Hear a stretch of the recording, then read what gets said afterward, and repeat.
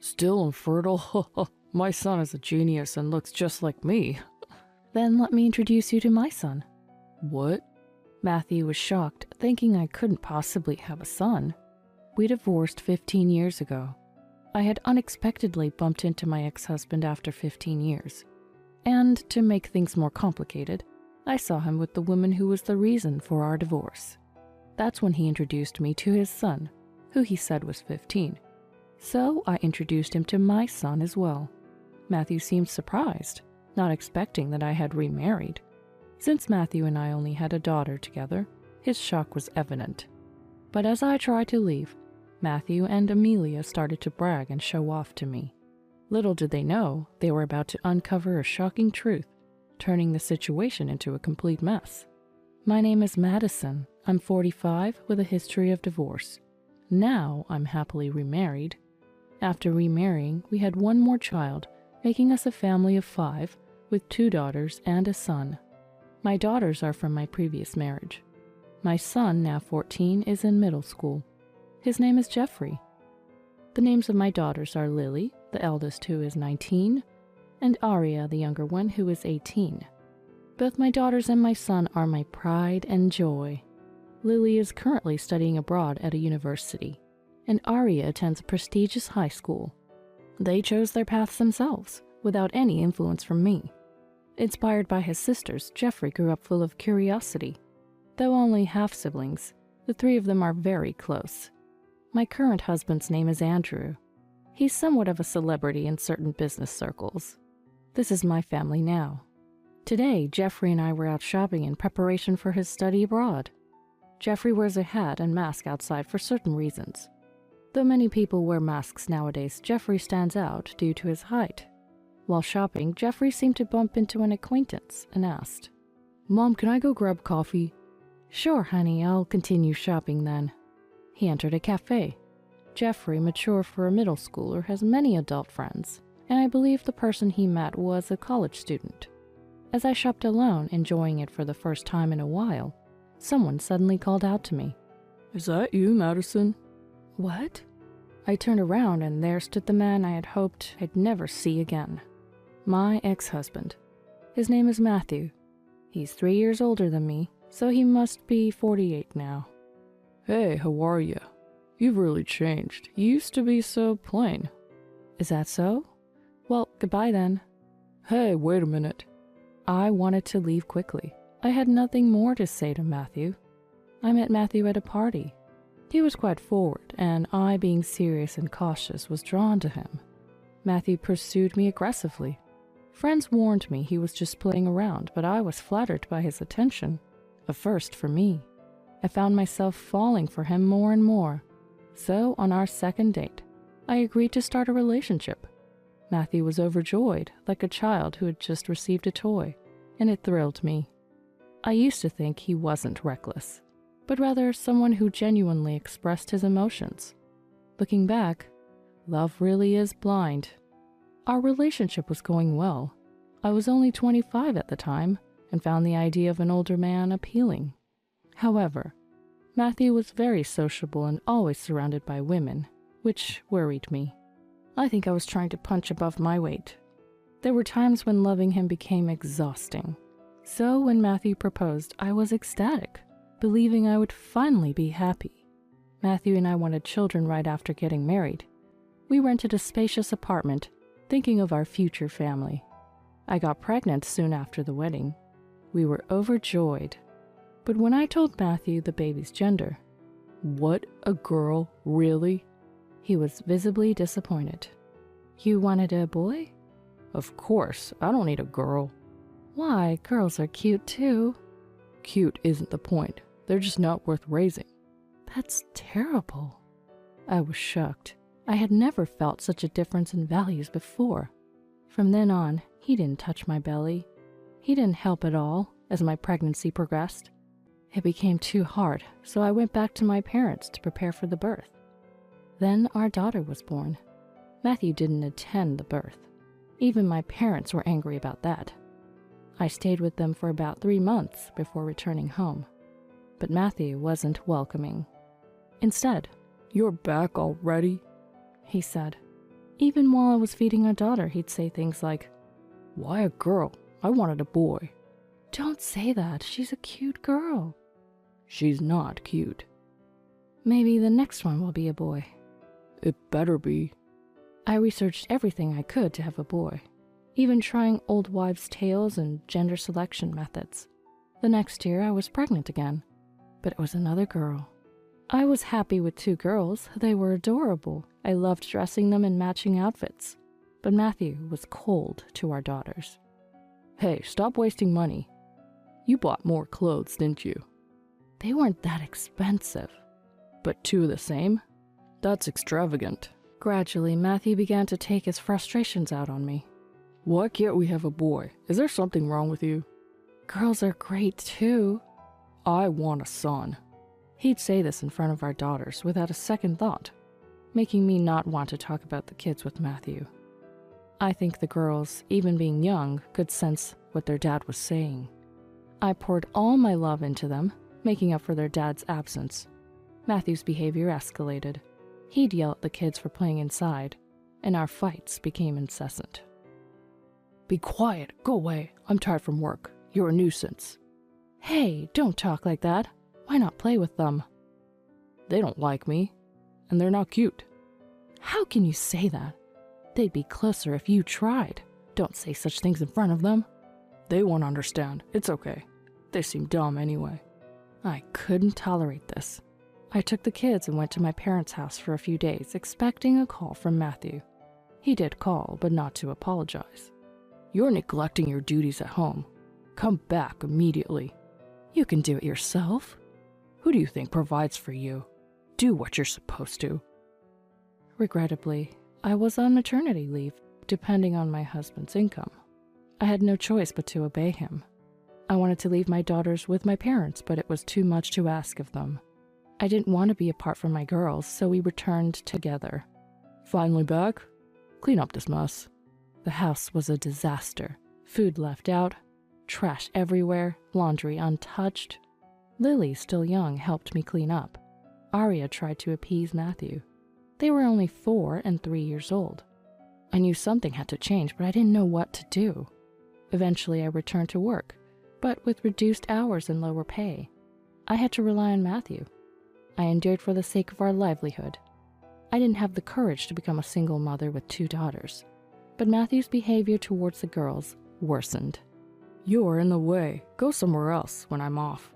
I witnessed him saying this to our daughters. I thought I might have reached my limit. Divorce crossed my mind. Afraid of ending up on the streets, I first changed jobs to prepare for divorce. The president of the new company sympathized with my situation and accommodated my needs until the divorce.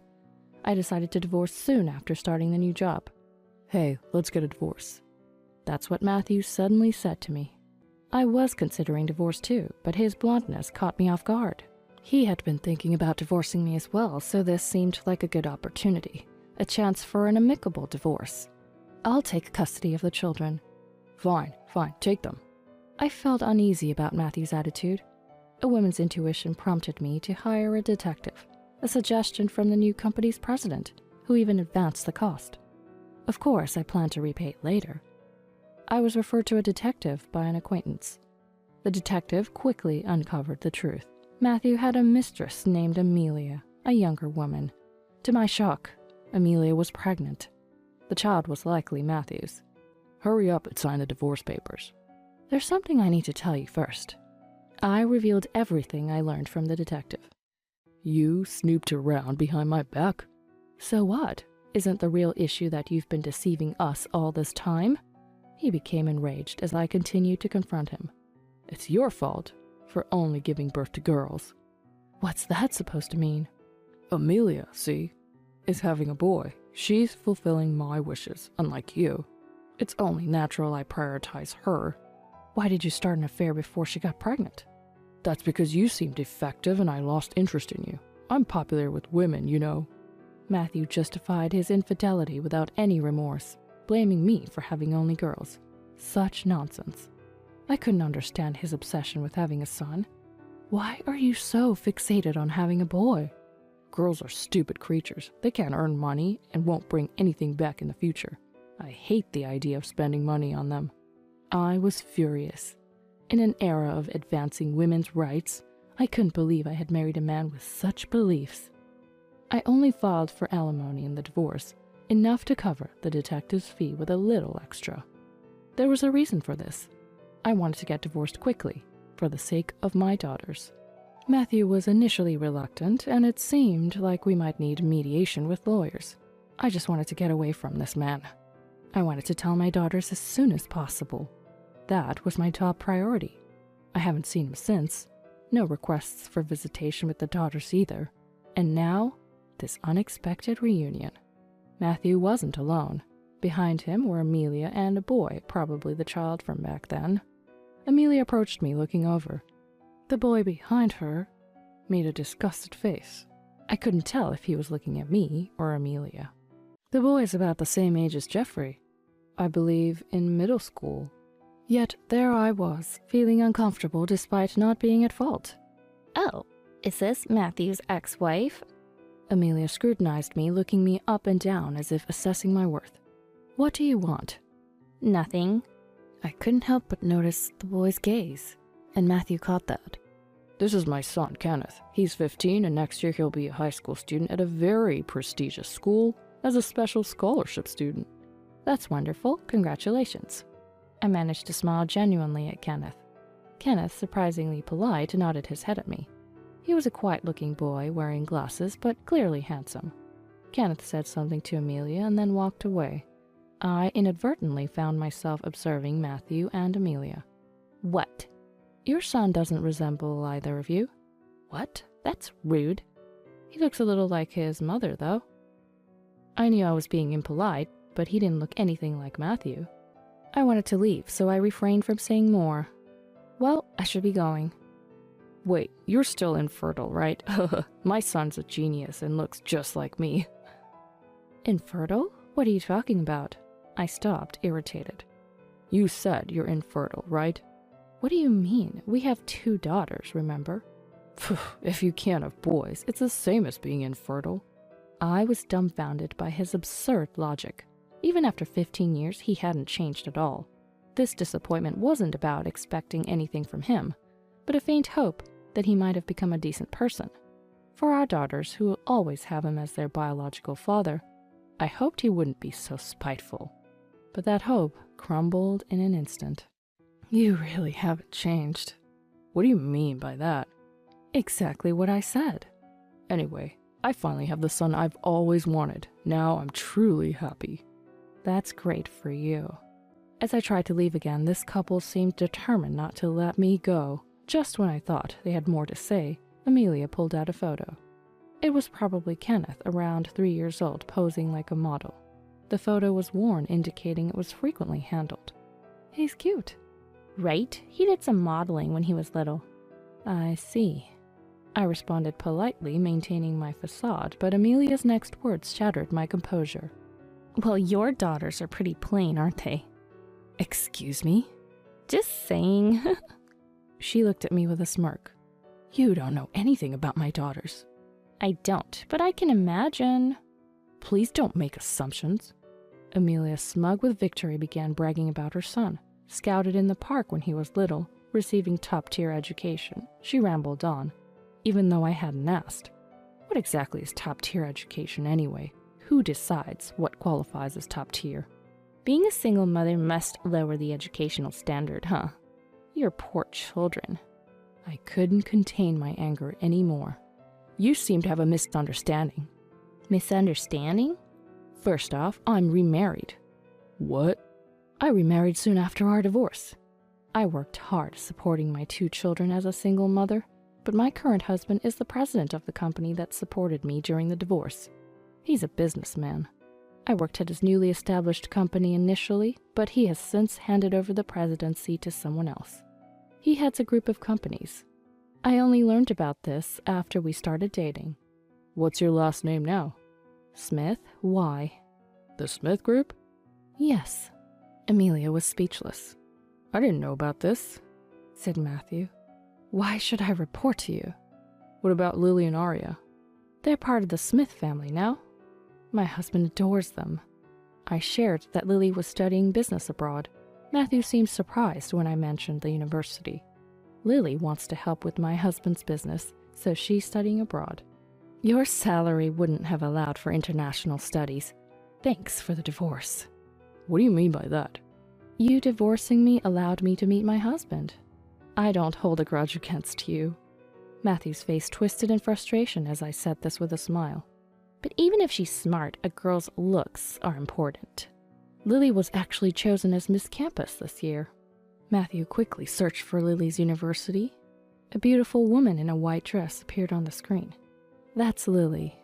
No way. Good thing she doesn't look like her dad.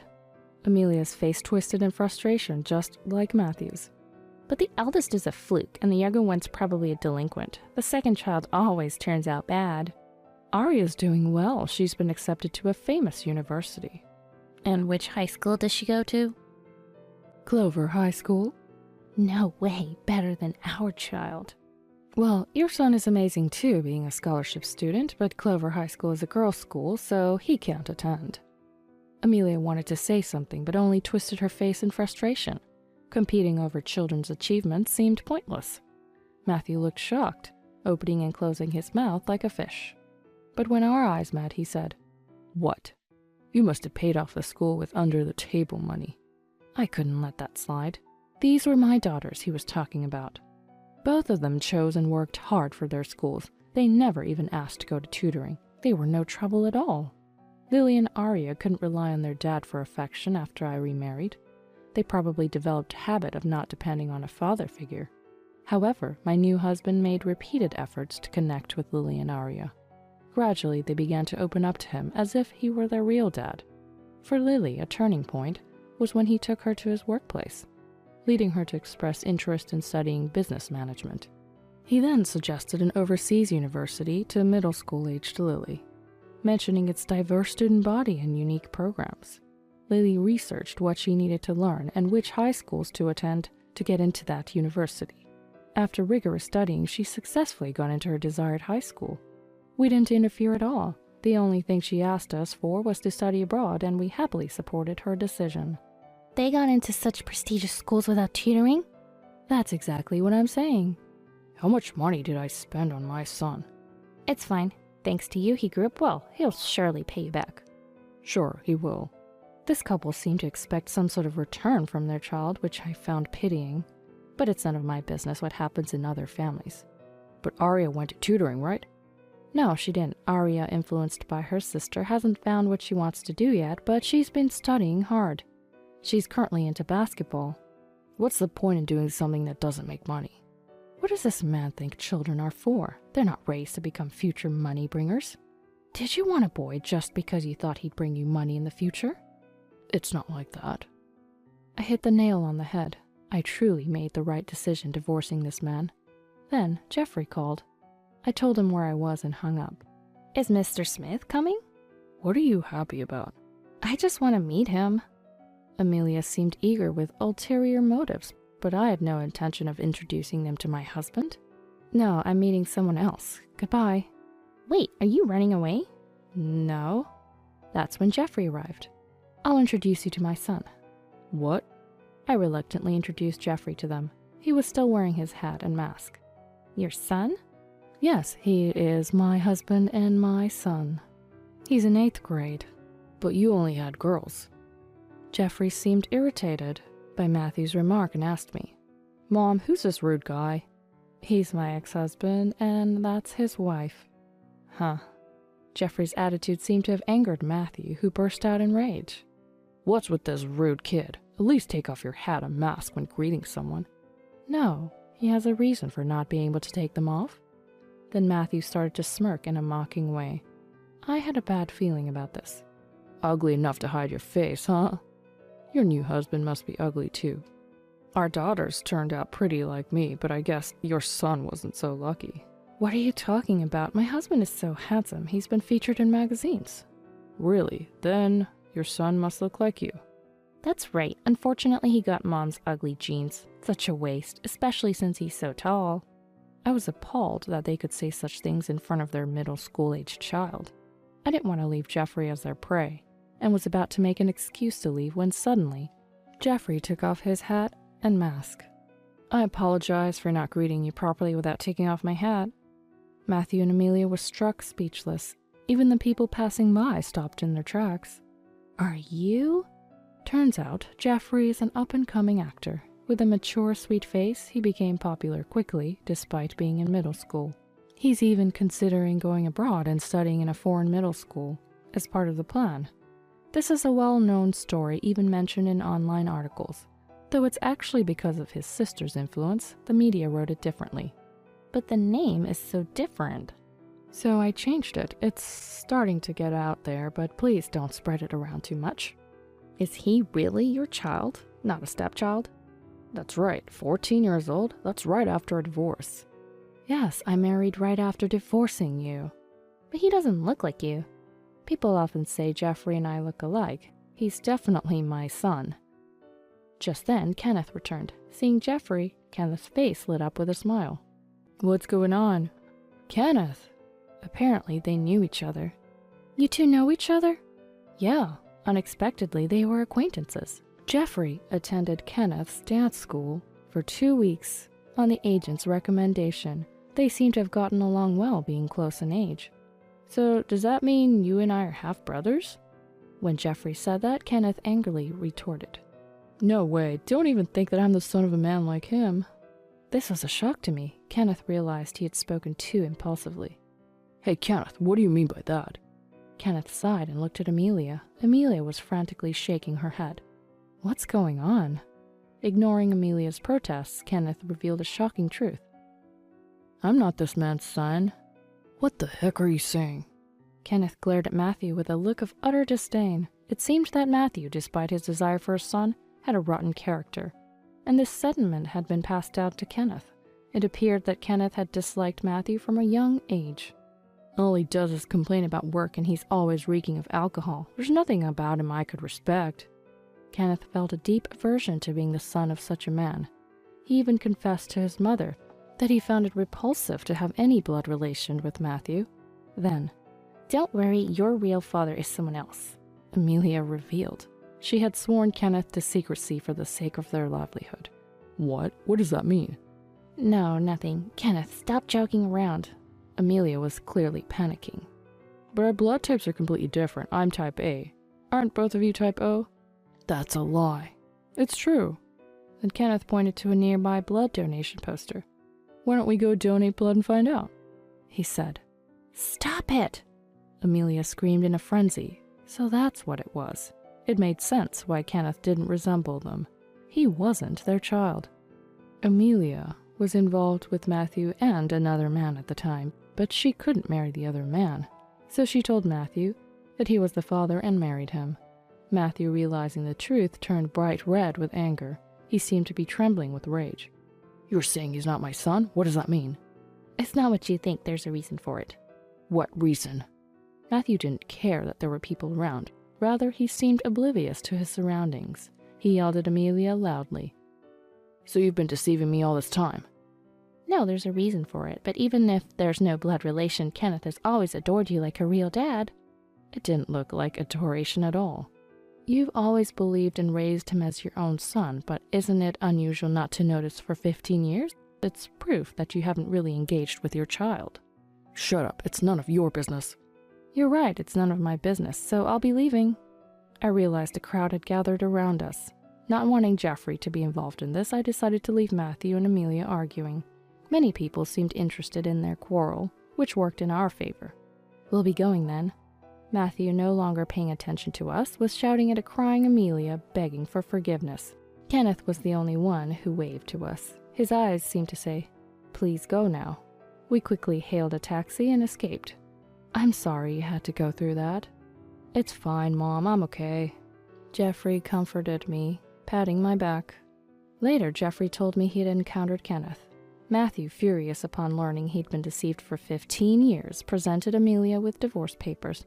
They ended up divorcing after much turmoil. Amelia, who'd always been a housewife, didn't want to work and was reluctant to divorce Matthew. "Do you think I can start working now?" "That's not my problem." Matthew coldly brushed off Amelia's pleas. Kenneth was initially taken in by Amelia, but not trusting her, he ended up being adopted by his grandparents. His grandparents declared that they would cut ties with Amelia, their daughter, so she couldn't see her son anymore. Kenneth, of course, refused to see her too. Now Amelia works as a day laborer at a factory to make ends meet. Both Matthew and Amelia ended up alone. Worried about his old age, Matthew kept showing up in front of Kenneth. It's pathetic to discuss such matters with a middle schooler, especially since they're now complete strangers with no blood connection. Kenneth said he had no fond memories of playing with Matthew, nor did he actively